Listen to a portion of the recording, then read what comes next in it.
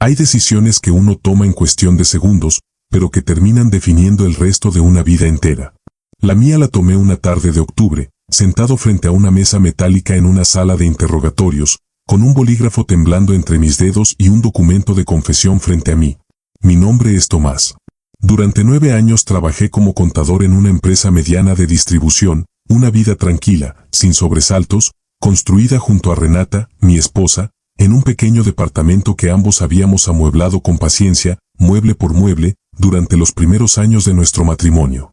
Todo cambió la noche en que la policía llegó a nuestra puerta, acusando a Renata de un delito de fraude financiero que, según las pruebas iniciales, había ocurrido dentro de la empresa donde ella trabajaba como asistente administrativa. Las evidencias parecían contundentes. Los tiempos coincidían. Y ella, temblando frente a mí, con lágrimas que parecían genuinas, me juró entre sollozos que era inocente, que alguien la había involucrado en algo que ella jamás había planeado. El abogado que contratamos, con voz pausada pero cargada de urgencia, me explicó que existía una alternativa. Si yo firmaba una confesión declarándome responsable de ciertas irregularidades administrativas relacionadas con el caso, el fiscal aceptaría reducir considerablemente los cargos contra Renata, permitiéndole quedar en libertad mientras yo asumía una condena mucho más corta de la que ella enfrentaría si el caso avanzaba con ambos como acusados. No lo dudé. La amaba. Confiaba en ella. Y en ese momento, firmar aquel documento me pareció el sacrificio natural de un esposo dispuesto a proteger a la mujer de su vida. Te voy a esperar, Tomás, me dijo Renata, sosteniendo mi rostro entre sus manos, la última vez que la vi antes de que las puertas de la penitenciaría se cerraran detrás de mí. Cada semana voy a venir a visitarte. Te lo juro. 3 años después, ella finalmente apareció en la sala de visitas de la penitenciaría, cargando un pastel decorado con velas, sonriendo con la misma dulzura que yo recordaba de nuestros primeros años juntos. El guardia revisó la lista de visitas en su tablet, frunció el ceño, y levantó la mirada hacia ella con una expresión de absoluta confusión. Señora, este recluso fue absuelto y liberado hace 14 meses. Para entender la magnitud de esa frase, es necesario retroceder hasta el día exacto en que todo comenzó a derrumbarse. Trabajaba entonces en el departamento de contabilidad de una empresa de distribución de materiales de construcción, un puesto estable que había construido con años de dedicación silenciosa. Renata trabajaba como asistente administrativa en el área de logística de la misma empresa, que fue justamente donde nos conocimos, 5 años atrás, entre facturas y reportes mensuales. La noche en que llegó la policía, recuerdo cada detalle con una precisión que todavía me sorprende. Renata estaba preparando la cena cuando escuchamos los golpes en la puerta. 2 oficiales, acompañados por un investigador de la Fiscalía especializada en delitos financieros, presentaron una orden de arresto contra ella, acusándola de haber participado en un esquema de facturación fraudulenta que había desviado una cantidad considerable de dinero de la empresa durante los últimos 8 meses. Yo no hice nada de esto, repetía Renata, con la voz quebrada, mientras los oficiales revisaban nuestro departamento en busca de documentos relacionados con la investigación. Alguien más está detrás de esto, Tomás. Tienes que creerme. Y le creí, sin dudarlo, sin cuestionar ni un solo detalle de lo que me decía. Al día siguiente, contratamos al licenciado Óscar Ibarra, un abogado especializado en derecho penal que había sido recomendado por un colega de mi trabajo. Durante nuestra primera reunión, revisó cuidadosamente las pruebas presentadas por la Fiscalía, correos electrónicos, registros de acceso al sistema contable y documentos con firmas que, según los peritos iniciales, correspondían a Renata. Las pruebas son sólidas, nos explicó Ibarra, con una franqueza que en ese momento agradecí, aunque el peso de sus palabras me resultara devastador. Si este caso avanza a juicio con Renata como única acusada, existe una probabilidad muy alta de que reciba una condena significativa, considerando la magnitud del fraude y la evidencia documental disponible. Fue entonces cuando Ibarra planteó, con cautela profesional, la alternativa que cambiaría el curso de nuestras vidas. Existe una opción, aunque poco convencional. Si usted, Tomás, como cónyuge con acceso limitado pero existente a algunos de los sistemas administrativos de la empresa, asume la responsabilidad de ciertas irregularidades específicas, podríamos negociar con la Fiscalía una reducción sustancial de los cargos contra Renata, permitiéndole evitar la prisión, mientras usted enfrentaría una condena considerablemente menor debido a su historial completamente limpio y su cooperación voluntaria con las autoridades. Miré a Renata, sentada a mi lado, con los ojos llenos de lágrimas y las manos entrelazadas sobre su regazo, temblando visiblemente ante la posibilidad de perder su libertad. «Tomás, no puedo ir a prisión», susurró, apretando mi mano con una fuerza desesperada. No podría soportarlo. Por favor. No necesité más que esa súplica para tomar mi decisión. Firmé la confesión 2 días después, en presencia de mi abogado y del fiscal asignado al caso, aceptando la responsabilidad de irregularidades administrativas que, según el documento que firmé, había cometido utilizando accesos que Renata me había facilitado sin intención maliciosa alguna.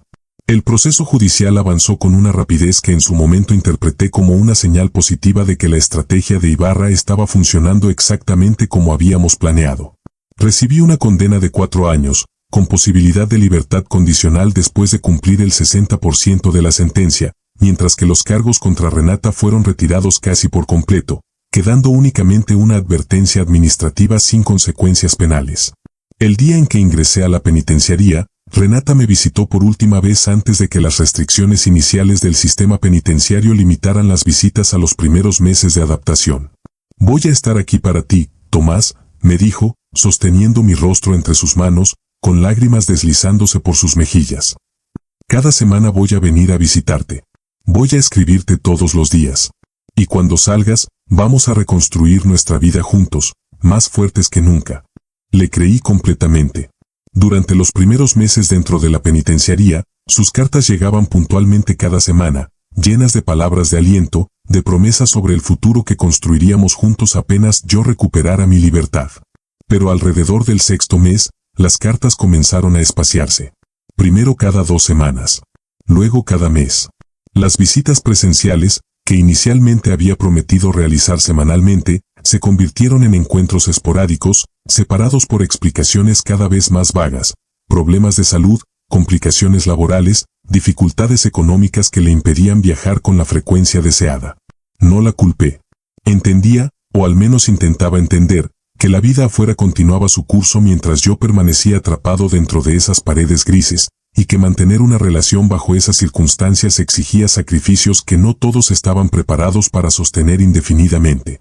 Lo que jamás imaginé, mientras contaba los días dentro de mi celda, aferrándome a la esperanza de que Renata cumpliera su promesa de esperarme, era que el proceso legal que Ibarra había diseñado para protegernos a ambos ocultaba un detalle que, 14 meses antes de aquella escena en la sala de visitas con el pastel y las velas, ya había comenzado a desmoronarse silenciosamente sin que yo tuviera la menor idea de ello. El día en que un abogado de oficio, asignado por el sistema penitenciario para revisar casos con posibilidad de apelación, me visitó por primera vez, yo llevaba exactamente 2 años y 8 meses cumpliendo mi condena.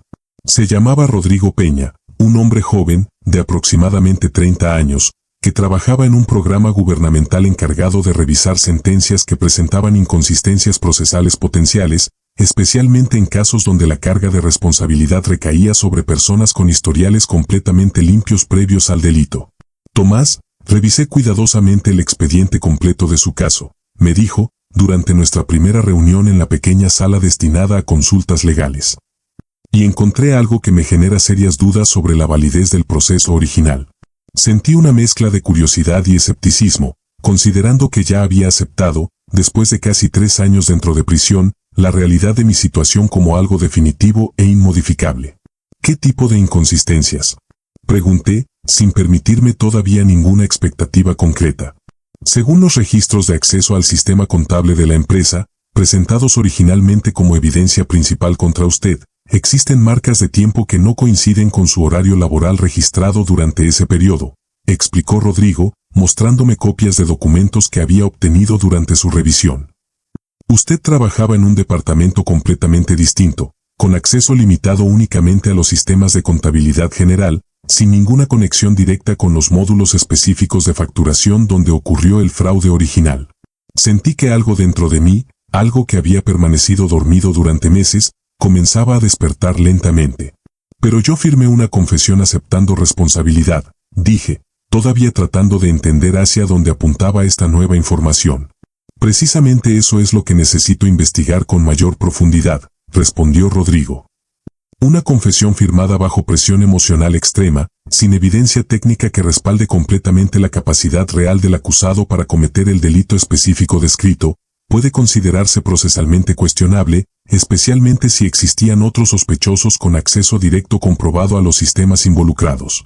Durante las siguientes semanas, Rodrigo trabajó incansablemente en reconstruir el expediente completo de mi caso, solicitando registros adicionales, entrevistando a antiguos compañeros de trabajo, y revisando con lupa cada documento que había sido presentado durante el proceso original.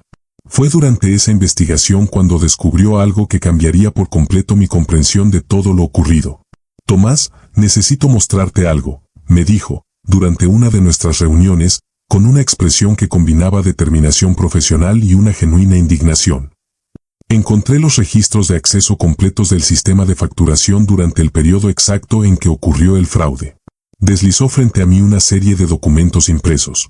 Estos registros muestran que Renata, tu esposa, tuvo acceso constante y verificable al módulo específico donde se generaron las facturas fraudulentas, utilizando sus credenciales personales, en horarios que coinciden exactamente con los movimientos irregulares detectados originalmente por el Departamento de Auditoría Interna. Sentí que el suelo bajo mis pies, metafóricamente hablando dentro de esa pequeña sala penitenciaria, comenzaba a temblar con una intensidad que no había experimentado desde el día en que firmé aquella confesión. ¿Estás diciendo que Renata cometió el fraude directamente, sin ningún tipo de manipulación externa que la involucrara injustamente? Es exactamente lo que sugieren estos registros, confirmó Rodrigo. Y hay algo más, Tomás, algo que necesito que consideres con la mayor calma posible antes de continuar. Se ajustó los lentes, revisando otro documento antes de continuar. Durante mi investigación, contacté al abogado que llevó tu caso originalmente, el licenciado Óscar Ibarra, buscando aclarar algunas inconsistencias en la estrategia legal que se utilizó para negociar tu confesión. Descubrí que Ibarra fue contratado y pagado directamente por una cuenta bancaria que no correspondía a tus ahorros personales, ni a los de Renata según sus declaraciones de ingresos oficiales de ese momento. ¿Entonces quién pagó los honorarios del abogado? Pregunté, sintiendo que cada respuesta generaba inmediatamente una nueva pregunta. Una transferencia realizada desde una cuenta a nombre de un tercero, Federico Salcedo, gerente de logística de la empresa donde ambos trabajaban en ese momento, respondió Rodrigo, observándome con atención, como si esperara que ese nombre despertara algún recuerdo específico en mí. El nombre resonó en mi memoria con una familiaridad inquietante. Federico Salcedo había sido mi superior directo durante los últimos 2 años que trabajé en la empresa, un hombre con quien Renata mantenía una relación laboral cercana debido a la coordinación constante entre nuestros departamentos. Rodrigo, necesito que investigues absolutamente todo sobre la relación entre Renata y Federico Salcedo durante ese periodo, dije, sintiendo que finalmente comenzaba a vislumbrar la forma completa de un engaño que había permanecido oculto durante casi 3 años, protegido cuidadosamente detrás de la confesión que yo mismo había firmado voluntariamente para proteger a la mujer que juraba amarme. Rodrigo asintió, guardando los documentos en su carpeta con una determinación renovada. Dame 2 semanas, Tomás. Creo que estamos a punto de descubrir la verdad completa detrás de todo lo que sucedió aquella noche que la policía llegó a tu puerta. Las 2 semanas que Rodrigo me pidió se convirtieron en la espera más larga de mi vida dentro de esas paredes grises. Cada día, mientras cumplía con la rutina establecida de la penitenciaría, mi mente regresaba obsesivamente a los fragmentos de información que él había compartido conmigo, los registros de acceso, el nombre de Federico Salcedo, la cuenta bancaria que había pagado los honorarios de mi propio abogado defensor. Cuando Rodrigo finalmente regresó, su expresión reflejaba una mezcla de satisfacción profesional y una genuina preocupación por lo que estaba a punto de revelarme. Tomás, lo que encontré supera con creces lo que inicialmente sospechábamos, comenzó, sentándose frente a mí con una carpeta considerablemente más gruesa que en nuestra reunión anterior. Federico Salcedo y Renata mantuvieron una relación sentimental que comenzó aproximadamente 1 año antes del arresto, según testimonios de 2 compañeros de trabajo que acepté entrevistar bajo condición de anonimato. Sentí que cada palabra confirmaba, con una claridad devastadora, sospechas que apenas comenzaban a formarse en mi mente durante las últimas semanas. El esquema de facturación fraudulenta fue diseñado conjuntamente por ambos, continuó Rodrigo. Federico, utilizando su posición como gerente de logística, autorizaba pagos a proveedores ficticios, mientras Renata, desde el área administrativa, generaba las facturas correspondientes utilizando sus credenciales de acceso al sistema. Durante 8 meses, desviaron fondos considerables hacia cuentas controladas indirectamente por ambos. ¿Y cuando la investigación interna comenzó a acercarse a la verdad? Pregunté, aunque una parte de mí ya intuía la respuesta. Federico, con recursos económicos considerablemente mayores a los tuyos gracias al dinero desviado, financió directamente la defensa legal, asegurándose de que la estrategia planteada por Ibarra dirigiera la responsabilidad hacia ti, mientras Renata quedaba prácticamente exenta de consecuencias penales significativas. El peso completo de esta revelación cayó sobre mí con una fuerza que ni siquiera la disciplina emocional que había cultivado durante años de matrimonio logró contener completamente. Entonces todo esto fue planeado desde el principio, dije, sintiendo que la voz me temblaba ligeramente, algo que rara vez me permitía experimentar frente a otras personas. Renata sabía exactamente lo que estaba haciendo cuando me pidió que firmara esa confesión. Rodrigo asintió lentamente, con una expresión que combinaba compasión profesional y la incomodidad de tener que confirmar una traición de esta magnitud. Hay algo más, Tomás, y necesito que te prepares antes de que continúe. Sentí que mi cuerpo se tensaba instintivamente, anticipando que la siguiente revelación superaría en gravedad todo lo escuchado hasta ese momento. Según los registros que logré obtener, 14 meses después de que ingresaste a la penitenciaría, se presentó una apelación anónima ante el tribunal, aportando evidencia adicional que demostraba la inconsistencia entre tu acceso limitado al sistema y la naturaleza técnica del fraude cometido. Esa apelación fue procesada, revisada, y finalmente aceptada por el juez encargado del caso, resultando en tu absolución completa y liberación inmediata. Sentí que el aire se detenía completamente dentro de esa pequeña sala. ¿Estás diciendo que fui absuelto hace 14 meses? Pregunté, con una incredulidad que apenas lograba articular en palabras coherentes. ¿Por qué sigo aquí entonces? Rodrigo respiró profundamente antes de continuar, como si necesitara reunir valor adicional para pronunciar la siguiente frase. Porque la notificación oficial de absolución fue enviada, según los protocolos estándar del sistema judicial, a la dirección registrada como contacto familiar del acusado. Y esa dirección, Tomás, correspondía al departamento donde tú y Renata vivían antes de tu arresto. Sentí que las piezas de este rompecabezas, ya devastador de por sí, adquirían una dimensión completamente nueva. Renata sabía que yo había sido absuelto hace 14 meses, dije lentamente, procesando cada palabra con un dolor que apenas lograba contener. Sabía que era libre, y aún así, permitió que yo permaneciera dentro de esta prisión, sin informarme absolutamente nada. Es exactamente lo que sugiere la evidencia documental, confirmó Rodrigo. El sistema penitenciario, por un error administrativo relacionado precisamente con esa notificación mal direccionada, nunca actualizó tu expediente interno reflejando la absolución oficial. Técnicamente, Tomás, deberías haber sido liberado hace más de un año, pero el error burocrático, combinado con el silencio deliberado de Renata al recibir esa notificación, te mantuvo aquí sin que absolutamente nadie más tuviera conocimiento de la situación real. Me quedé en silencio durante varios minutos, incapaz de procesar completamente la magnitud de lo que Rodrigo acababa de revelarme. No solo había sido traicionado por la mujer que juré proteger con mi propia libertad, sino que esa misma mujer había decidido, conscientemente, mantenerme encerrado durante 14 meses adicionales después de conocer mi absolución oficial, simplemente porque mi ausencia le resultaba conveniente para continuar su vida junto a Federico Salcedo. Rodrigo, necesito que proceses mi liberación inmediata, dije finalmente, sintiendo que una determinación fría, pero absolutamente firme, comenzaba a reemplazar el dolor inicial de esta revelación. Y necesito que documentes absolutamente todo lo relacionado con este caso, porque cuando finalmente salga de aquí, voy a necesitar cada pieza de evidencia disponible para enfrentar lo que viene después. Rodrigo asintió, cerrando su carpeta con una determinación profesional renovada. Los trámites de liberación inmediata podrían tomar entre 5 y 7 días hábiles, considerando la corrección del error administrativo. Pero Tomás, hay algo que debes saber antes de salir de aquí, algo que descubrí apenas ayer, revisando los registros más recientes del sistema penitenciario. Levantó la mirada hacia mí, con una expresión que mezclaba cautela y una advertencia silenciosa. Según el registro de visitas programadas para los próximos días, Renata solicitó formalmente un permiso especial para traer consigo un pastel de celebración, coincidiendo exactamente con lo que ella cree que será tu cumpleaños número 38 dentro de estas paredes. Sentí que aquella información añadía una capa adicional de amargura a todo lo que acababa de descubrir.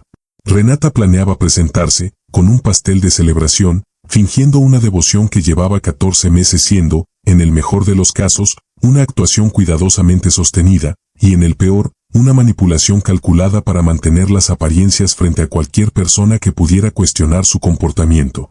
Rodrigo, necesito pedirte algo, dije, después de procesar durante varios minutos toda la información que acababa de recibir. No quiero que mi liberación se procese antes de esa visita programada. Rodrigo me miró con una expresión de sorpresa genuina. Tomás, entiendo el impulso, pero necesito que pienses con claridad. Tienes todo el derecho de salir de aquí inmediatamente. No tienes ninguna obligación de esperar a confrontar a Renata dentro de este contexto. Lo sé, respondí, con una calma que sorprendió incluso a mí mismo. Pero después de 14 meses adicionales de silencio deliberado, después de un engaño que comenzó incluso antes de mi arresto, creo que merezco ver, con mis propios ojos, el momento exacto en que su mentira finalmente se derrumbe frente a las mismas personas que, durante tanto tiempo, presenciaron su supuesta devoción hacia mí. Rodrigo se quedó en silencio durante varios segundos, sopesando cuidadosamente mi petición. Puedo procesar tu liberación formal de manera que quede completada legalmente, pero coordinamos la salida física para que coincida con el día de la visita programada, propuso finalmente. De esa forma, técnicamente ya serás un hombre libre, con todos los documentos correspondientes, cuando ella se presente ante la administración penitenciaria. Acepté, sintiendo que aquella estrategia me permitiría, por primera vez en casi 3 años, recuperar un mínimo de control sobre una situación que había estado completamente fuera de mis manos desde el momento en que firmé aquella confesión. Durante los días siguientes, mientras los trámites administrativos avanzaban silenciosamente, mantuve mi rutina habitual dentro de la penitenciaría, sin que ningún funcionario, más allá de Rodrigo y el director del centro, tuviera conocimiento completo de la situación real de mi caso. Rodrigo, además, aprovechó ese tiempo para reunir documentación adicional, extractos bancarios que confirmaban las transferencias realizadas por Federico Salcedo hacia la cuenta de mi abogado defensor, capturas de mensajes obtenidos legalmente durante la investigación ampliada, y una declaración jurada de uno de los excompañeros de trabajo que había accedido finalmente a testificar formalmente, ya no bajo condición de anonimato, sobre la relación sentimental entre Renata y Federico. Con esta evidencia adicional, Tomás, no solo tienes fundamentos sólidos para exigir una compensación estatal por el tiempo adicional de encarcelamiento injustificado, sino también bases legales firmes para iniciar acciones penales contra Renata y Federico por su participación directa en el fraude original, además de por ocultar deliberadamente tu absolución durante más de un año. Escuché cada palabra con la misma calma que había cultivado durante todo este proceso, consciente de que la ira descontrolada jamás me había ayudado a resolver ningún conflicto de forma efectiva, y que esta situación, la más grave que había enfrentado en toda mi vida, requería exactamente la misma paciencia estratégica que Rodrigo y yo habíamos aplicado hasta ahora. Finalmente, llegó el día señalado. Esa mañana, firmé los últimos documentos que confirmaban mi liberación oficial, documentos fechados y procesados legalmente, aunque decidí permanecer dentro de las instalaciones administrativas de la penitenciaría, vestido con ropa civil que Rodrigo me había hecho llegar días antes, esperando en una oficina discreta cercana al área de visitas. A través de una pequeña ventana que daba hacia el pasillo principal, observé el momento exacto en que Renata cruzó la entrada de la penitenciaría, vestida con un vestido floreado que reconocí de nuestros años de matrimonio, cargando cuidadosamente una caja rosa que contenía, evidentemente, el pastel de celebración que había mencionado en su solicitud de visita. Su sonrisa, esa misma sonrisa dulce que me había convencido, 3 años atrás, de sacrificar mi propia libertad para protegerla, permanecía intacta, como si el tiempo y la traición jamás hubieran dejado marca alguna sobre su rostro. Caminó hacia el mostrador de recepción, entregando su identificación al guardia de turno con la naturalidad de quien ha repetido ese mismo procedimiento innumerables veces durante los últimos años. El guardia revisó la lista de visitas programadas en su tablet, buscando confirmar los datos correspondientes antes de autorizar el acceso hacia la sala de visitas. Observé cómo su expresión, inicialmente rutinaria, comenzaba a transformarse lentamente en una mezcla de confusión y sorpresa, mientras sus ojos se movían repetidamente entre la pantalla de su dispositivo y el rostro expectante de Renata. Finalmente, levantó la mirada hacia ella, con una expresión que dejaba claro que estaba a punto de pronunciar una frase que cambiaría por completo el curso de esa visita cuidadosamente planeada. Señora, este recluso fue absuelto y liberado hace 14 meses, dijo el guardia, con una expresión de genuina confusión mientras revisaba nuevamente la pantalla frente a él, como si esperara que la información cambiara al verificarla una segunda vez. Desde mi posición junto a la pequeña ventana, observé cómo el rostro de Renata perdía color de forma instantánea. La caja rosa que sostenía entre sus manos tembló ligeramente, aunque logró mantenerla en su lugar mediante un esfuerzo visible. «Eso debe ser un error», dijo ella, con una voz que intentaba sonar segura, pero que dejaba entrever una grieta de pánico apenas contenido. «He estado visitándolo regularmente. Esto no puede ser correcto». «Señora, el sistema es muy claro al respecto», insistió el guardia, mostrándole la pantalla directamente. La orden de absolución fue procesada hace 14 meses. Su liberación se confirmó oficialmente en esa misma fecha. Fue en ese momento cuando decidí que había llegado el momento de salir de la oficina donde había permanecido esperando, caminando con paso calmado hacia el área de recepción, sintiendo cada paso como una afirmación silenciosa de la dignidad que había logrado preservar durante todo este proceso, a pesar de la traición que había descubierto. Renata se giró al escuchar mis pasos, y su expresión, al reconocerme vestido con ropa civil, caminando libremente por el pasillo de la penitenciaría, reflejó una mezcla devastadora de shock, incredulidad, y el peso repentino de comprender que su engaño acababa de derrumbarse completamente frente a ella. «Tomás», susurró, dejando que la caja del pastel se deslizara lentamente de sus manos hasta quedar sobre el mostrador. «¿Cómo? ¿Cuándo saliste?» «Hace 14 meses, Renata», respondí, manteniendo un tono calmado, sin necesidad de elevar la voz para que el peso de mis palabras resultara devastador. «Exactamente el mismo día en que tú recibiste la notificación oficial de mi absolución, enviada a la dirección de nuestro antiguo departamento». El silencio que siguió a esa afirmación se sintió absoluto, interrumpido únicamente por el murmullo distante de otras conversaciones en el área de visitas. «Eso no es verdad», intentó ella, con una voz que temblaba visiblemente. «Yo jamás recibí ninguna notificación. Tengo la documentación completa que confirma lo contrario», respondí, sin alterar mi tono.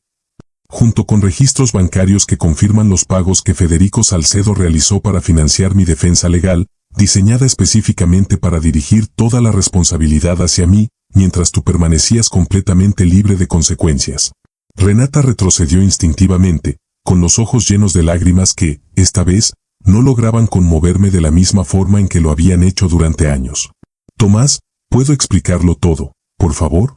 «Ya no necesito explicaciones, Renata», dije, con una firmeza tranquila que sentí crecer desde lo más profundo de mi determinación.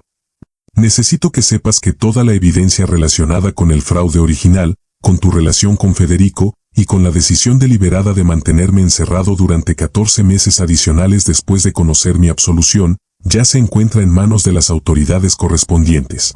Los guardias, alertados por la intensidad de la conversación, se acercaron discretamente, aunque permanecieron a una distancia respetuosa, observando la escena sin intervenir directamente. «Voy a presentar cargos formales, Renata, no solo por el fraude original, sino por el ocultamiento deliberado de mi liberación», continué, sintiendo que cada palabra representaba la culminación de 3 años de paciencia forzada, transformada finalmente en una determinación clara y justa. «Y confío en que Federico enfrentará las mismas consecuencias, considerando su participación directa en cada etapa de este engaño». Renata se quedó inmóvil, con la caja del pastel olvidada sobre el mostrador, mientras las lágrimas finalmente comenzaban a caer con genuina desesperación, no por el dolor de haberme perdido, sino por la comprensión repentina de que su elaborada mentira, sostenida durante años con una precisión meticulosa, acababa de colapsar completamente frente a testigos que ya no podían ser silenciados ni manipulados. Los meses siguientes trajeron consigo un proceso judicial que confirmó, con evidencia irrefutable, cada detalle que Rodrigo había descubierto durante su investigación. Renata y Federico enfrentaron cargos formales por fraude financiero y, adicionalmente, por el ocultamiento deliberado de información judicial que había prolongado injustamente mi encarcelamiento. El Estado, reconociendo el error administrativo combinado con la manipulación deliberada de Renata, procesó una compensación económica significativa por los 14 meses adicionales que pasé encerrado sin causa legal alguna. Con ese dinero, junto con los ahorros que había logrado preservar durante años de trabajo responsable, decidí comenzar completamente de nuevo, lejos de la ciudad donde había construido una vida basada en una confianza que resultó ser, finalmente, la mentira más elaborada que jamás había enfrentado. Aprendí, Después de todo este proceso, que el verdadero amor jamás exige sacrificios construidos sobre engaños y que la paciencia, cuando se combina con la búsqueda incansable de la verdad, siempre termina revelando lo que la manipulación intenta ocultar, sin importar cuánto tiempo tome ese proceso. Si esta historia te mantuvo hasta el final, suscríbete a nuestro canal para no perderte las próximas historias.